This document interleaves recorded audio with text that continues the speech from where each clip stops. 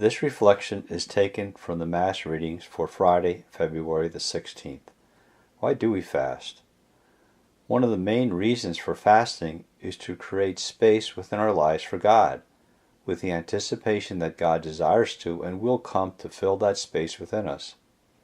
One commentator says, for the Jews, fasting was a deliberate attempt to draw the attention of God.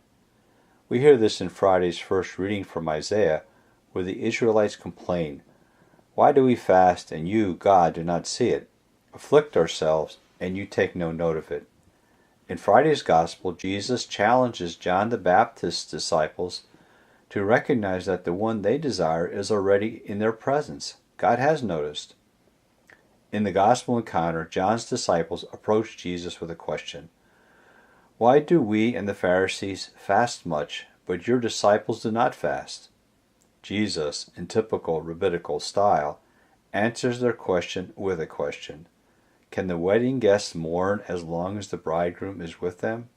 The answer is obvious. No, guests do not mourn or fast at a wedding banquet. Jesus is the bridegroom, an Old Testament symbol for both the Messiah and for God. If they were expecting a simple answer about fasting, Jesus' question must have given them pause to recall John the Baptist's words, identifying Jesus as the bridegroom and he, John, as the best man who stands and listens for him and rejoices greatly at the bridegroom's voice. If John recognizes Jesus as the bridegroom, and therefore Messiah and God, and rejoices in Jesus' presence, why are they fasting? Matthew doesn't record their response.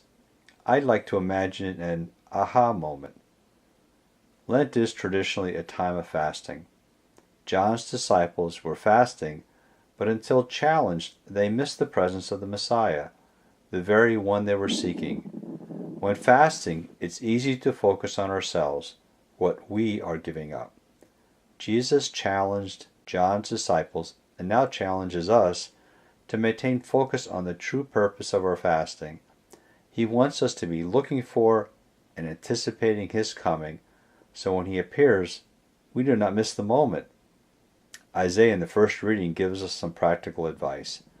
"This rather is the fasting that I wish, sharing your bread with the hungry, sheltering the oppressed and homeless, clothing the naked when you see them, and not turning your back on your own. Then your light shall break forth like the dawn." If you are fasting, I suspect Jesus is already knocking at your door. Be not afraid, your brother in Christ, Joe Sosnowski.